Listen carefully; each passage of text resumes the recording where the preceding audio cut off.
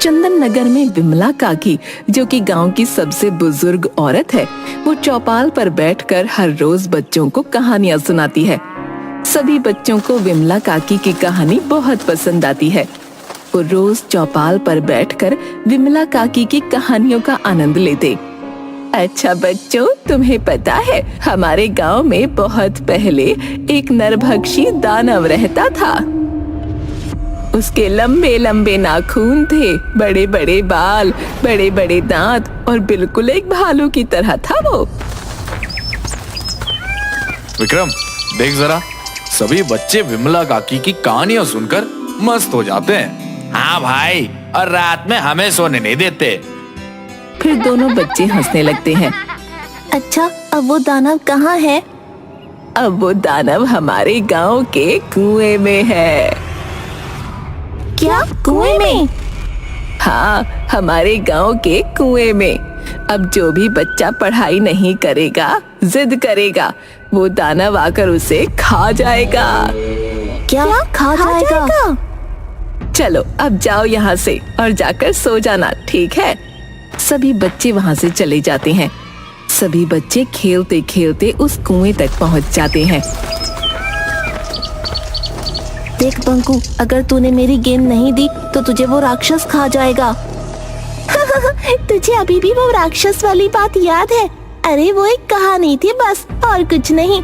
अगर सच में कोई राक्षस होता तो क्या हमारे घर वाले हमें यहाँ आने देते? और अगर राक्षस हुआ तो? अरे तू भी किन बातों में विश्वास करता है? चल मैं तुझे उस कुएं में दिखाता हूँ, कोई राक्षस नहीं है। फिर सारे बच्चे उस कुएं के पास चले जाते हैं और उस कुएं का ढक्कन खोल देते हैं। तभी उन्हें बहुत डरावनी डरावनी आवाजें सुनाई देती हैं। सभी बच्चे डर के मारे वहां से भाग जाते हैं।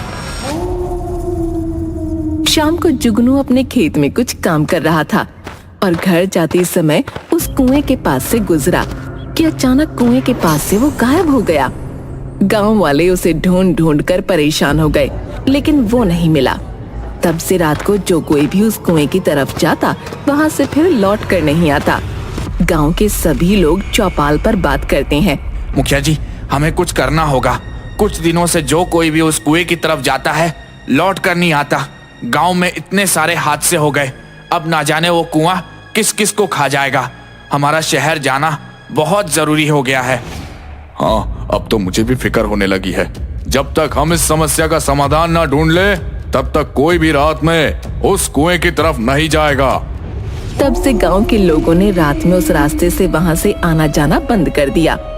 फिर एक दिन प्रताप के बेटे बंकू को बहुत तेज बुखार आ जाता है और शहर जाने का बस वही एक रास्ता था। बंकू की हालत बिगड़ने लगी तो प्रताप बंकू को लेकर उस कुएं वाले रास्ते से ही शहर के लिए निकला। शहर से आते वक्त, सुनिए जी, जल्दी जल्दी चलिए, शाम हो गई है। हमारा यहाँ ज्यादा देर रहना खतरे से खाली नहीं है। अरे हाँ, चली तो रहा हूँ। पिताजी, क्या सच में इस कुएं में कोई राक्षस रहता है? हाँ बेटा, लगता तो ऐसा ही है, पर अब जल्दी जल्दी चलो। जब तक बंकू दौड़कर उस कुएं के पास चला जाता है। अरे अब खड़े क्या हो, पकड़ो उसे, देखो वो उस कुएं की तरफ जा रहा है। अरे तो मैं क्या करूं? सुबह से तो बुखार में था और अब देखो कैसे इधर उधर दौड़ रहा है। बंकू, ए बंकू, रुक जा। बंकू उस कुएं में झांक कर देखता है और प्रताप उसे पकड़ने के लिए झपट्टा मारता है। तभी बंकू का पैर एकदम से फिसल जाता है और वो कुएं में जाकर गिर जाता है। बंकू, बंकू बेटा, अजी अब क्या होगा? आप निकालिए मेरे बेटे को इस कुएं से बाहर। मुझे नहीं पता, आप कैसे भी इसे कुएं से बाहर निकालिए। मुझे बस मेरा बेटा चाहिए। अरे हाँ भाग्यवान, मुझे भी मेरा बेटा उतना ही प्यारा है जितना कि तुझे। चल, हम गांव से मदद लेकर आते हैं। फिर दोनों गांव की तरफ जाते हैं। गांव वाले उर्मिला को रोते देख इकट्ठा हो जाते हैं। अरे क्या हुआ भाभी, आप रो क्यों रही हो? और प्रताप भैया, आप भी बहुत घबराए हुए लग रहे हो। अरे भाई चलो, जल्दी हमारी मदद करो। वो बंकू उस कुएं में गिर गया है। सभी लोग बहुत ज्यादा हैरान हो जाते हैं। क्या, बंकू कुएं में गिर गया? भगवान, अब क्या होगा? हाँ चलिए, आप सभी चलिए और मेरे बेटे बंकू को उस कुएं से बाहर निकलवाने में हमारी मदद कीजिए। नहीं नहीं बेटी, इस वक्त तो कोई भी गांव वाला तुम्हारी मदद नहीं कर सकता। तुम्हें पता है ना कि उस कुएं के पास रात को कोई नहीं जाता है। तो ठीक है, मैं खुद ही बंकू को बचाने जाऊंगी। अरे प्रताप भैया, आप रोकिए ना उर्मिला भाभी को। आपको पता है ना, उस कुएं की तरफ रात को जाना खतरे से खाली नहीं होगा। अगर वो कुआं इन्हें भी खा गया तो? और वैसे भी हमें थोड़ी समझदारी से काम लेना होगा। क्या आप यही चाहते हो कि आपकी उर्मिला भाभी को भी खा दे? मेरा उर्मिला के सिवा इस दुनिया में और कोई नहीं है। मैं उर्मिला को उस कुएं की चंगुल में फंसने के लिए नहीं भेजूंगा, और अपने बेटे को बचाने के लिए मैं खुद ही उस कुएं में जाऊंगा। प्रताप उस कुएं की तरफ जाने लगता है।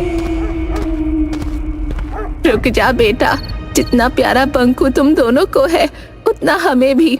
पर अगर तुम दोनों भी उस कुएं की तरफ गए और भगवान न करे तुम्हें कुछ हो गया तो फिक्र मत करो बेटा, भगवान कुछ रास्ता जरूर दिखाएंगे, बस तुम थोड़ा सब्र करो। फिर उर्मिला गांव के शिव गौरी मंदिर में जाने लगती है।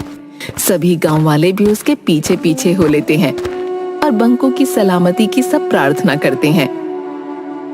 दूसरी तरफ बंकू, जो कि उस कुएं में गिर गया था, लेकिन किस्मत से उस दिन पूर्णिमा थी और वो राक्षस गहरी नींद में सोया था। अरे, कुएं में किसी के खर्राटों की आवाज आ रही है। वो आगे चलकर देखता है। उसे एक दानव सोया हुआ दिखता है। अरे बाप रे, इतना भयानक दानव! कहीं ऐसा तो नहीं कि विमला काकी की कहानियों में जो नरभक्षी दानव था ये वही हो? मतलब विमला काकी की कहानियाँ सच थीं। अगर ऐसा है तो ये दानव तो मुझे कच्चा चबा जाएगा। मुझे जल्दी यहाँ से बाहर निकलना होगा, पर निकलूं कैसे? यहाँ से बाहर निकलने का रास्ता कहाँ होगा? बंकू उस राक्षस को देखकर बहुत घबरा गया था। मुझे माँ और पिताजी की बात मान लेनी थी। माँ और पिताजी बाहर जाने किस हाल में होंगे, और ये कुआं इतना गहरा है कि चढ़कर निकलना नामुमकिन है। मुझे कोई रास्ता दिखाओ भगवान। वो आसपास बाहर जाने का रास्ता देखता है। तभी उसे एक अजीब सा निशान दिखता है। वो इस निशान को छूता है कि तभी अचानक एक पतली सी सुरंग का रास्ता खुल जाता है और उसे वहाँ पर और भी इंसान दिखाई देते हैं जो कि अधमरी हालत में थे। आज कितने दिनों बाद मुझे किसी इंसान की खुशबू आ रही है। तभी आहट सुनकर बंकू कहीं छुप जाता है। अरे बाप रे, अब मैं यहाँ से बाहर कैसे निकलूंगा? अरे वो पिशाच, वो यहाँ से कहाँ गया? तभी उसके पीछे से गुर्राने की आवाज आती है। हे भगवान, मेरी रक्षा करना। और पलटकर देखता है तो उसके सामने वो नरभक्षी दानव खड़ा होता है। आज तो मुझे एक और शिकार मिल गया। अब मैं जल्दी श्राप से मुक्त हो जाऊंगा। पर वो दानव जैसे ही बंकू को हाथ लगाता है वैसे ही बंकू बचकर भाग जाता है। अरे ये क्या हुआ? कहाँ गया वो? फिर दानव उसकी खुशबू सूंघकर उसकी तरफ बढ़ने लगता है, पर बंकू पास पड़े हुए कीचड़ को अपने ऊपर लगा लेता है ताकि दानव को उसकी बू न आए, और फिर सुरंग के एक कोने में जाकर छुप जाता है। फिर सुरंग में फंसे हुए लोगों से पूछता है। अरे काका, आप यहाँ सब कब से कैद हैं और इस दानव ने आपको खाया नहीं? अरे बेटा, अगर ये दानव मुझे खा लेता तो मुझे तड़पना नहीं पड़ता, पर जब से इस दानव ने मुझे कैद किया है तब से मैं रोज रोज मर रहा हूँ। ये दानव थोड़ी थोड़ी करके हर रोज हमारी जान खींच लेता है। ये तो बिल्कुल विमला काकी की कहानियों जैसा ही है। बेटा, तुम यहाँ से निकलने का जल्दी ही रास्ता ढूंढ लो, नहीं तो यह दानव तुम्हें भी तड़पा तड़पा कर मार डालेगा। नहीं काका, मैं आप सबको ऐसे छोड़कर अकेला नहीं जाऊंगा। दूसरी तरफ उर्मिला और गांव के सभी लोग मंदिर में बंकू की सलामती के लिए प्रार्थना करते हैं। हे भगवान, मेरा विश्वास है आपके रहते वो राक्षस मेरे बेटे का बाल भी बांका नहीं कर पाएगा। तभी वहाँ एक अघोरी साधु आ जाता है। तुम सब मारे जाओगे, तुम में से कोई भी जिंदा नहीं बचेगा। सभी गांव वाले उस अघोरी की बात सुनकर दंग हो जाते हैं। आप कौन हो बाबा? और आपको पहले इस गांव में हमने तो कभी नहीं देखा, और आप ऐसे क्यों बोल रहे हो? इस गांव पर बहुत बड़ा खतरा मंडरा रहा है और तुम में से कोई भी जिंदा नहीं बचेगा, कोई भी नहीं। बाबा, आप बड़े पहुंचे हुए लगते हैं। कृपया आप मुझे बताएं, मेरा बेटा पंकु सही सलामत है ना? ऊपर वाले के मर्जी के बिना कुछ नहीं होता। तुम्हारा बेटा उसी राक्षस की कैद में है। वो राक्षस किसी को भी जिंदा नहीं छोड़ेगा। क्या? पर वो राक्षस हमारे गांव में कैसे आया? और हाँ, वो सबको क्यों मारना चाहता है? वो राक्षस इसी गांव का एक आदमी था जो कि किसी संत के श्राप के कारण उसी कुएं में दानव बनकर रह रहा है।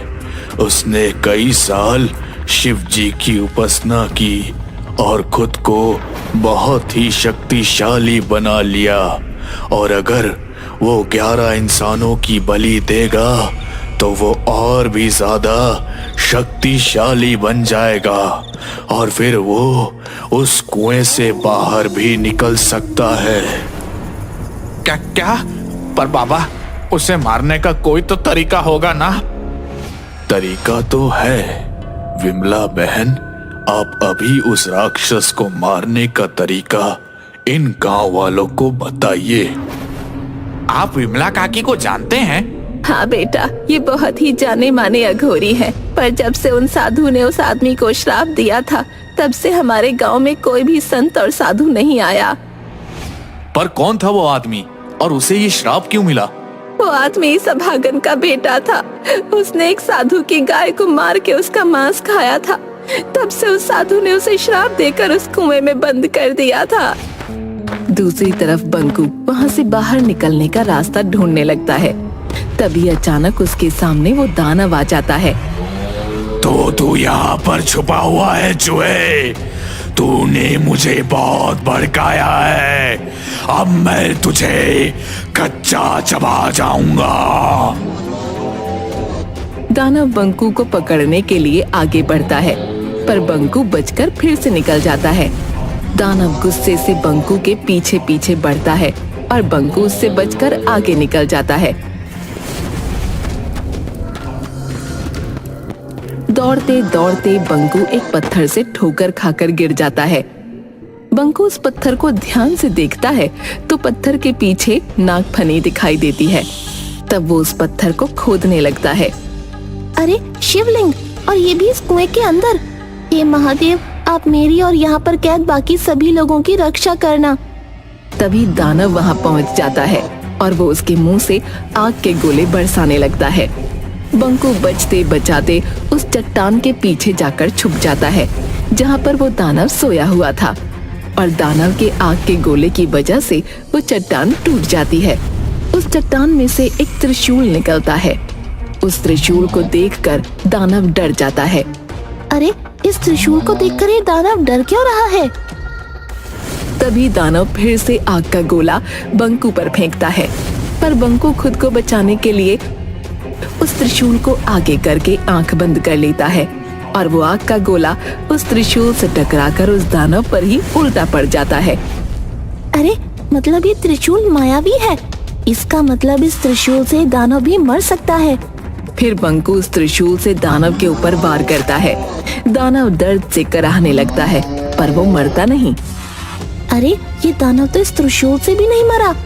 अरे हाँ, याद आया, विमला काकी ने एक बार उनकी कहानी में बताया था, अगर त्रिशूल से राक्षस की नाभि में वार करो तो वो मर जाएगा। फिर बंकू त्रिशूल निकालकर उस राक्षस की नाभि में वार करता है। वो राक्षस जोर जोर से कराहने लगता है और देखते ही देखते एक आदमी में बदल जाता है, और कुएं में कैद सभी लोग ठीक हो जाते हैं। अरे, तुम इंसान कैसे बन गए? वो दानव बंकू को सारी बात बताता है और फिर उसे और कुएं में कैद सभी लोगों को बाहर निकालता है। अगले दिन गांव के सभी लोग उस कुएं के पास इकट्ठा हो जाते हैं। अरे भूत भूत भूत! अरे कहाँ है भूत? अरे वो देखो, उस बरगद के पेड़ में कुछ हलचल हो रही है। ये वही भूत होगा जो इंसानों को मारना चाहता है। तभी वहां से बंकू और कुएं में कैद लोग और विमला काकी का बेटा बरगद के पेड़ से बाहर निकलते हैं। गांव के सभी लोग बहुत हैरान हो जाते हैं। फिर बंकू गांव वालों को सारी बातें बताता है। विमला काकी अपने बेटे को गले से लगा लेती हैं। बंकू, आज तूने मेरे खोए हुए बेटे को फिर से लौटा दिया। मैं तेरा धन्यवाद कैसे करूं? रोज रोज नई नई कहानियाँ सुनाकर। और फिर सब लोग हंसने लगते हैं। फिर उर्मिला भी बंकू को गले से लगाती है। बंकू गांव वालों को बताता है कि कुएं के अंदर एक बहुत ही सुंदर शिवलिंग है।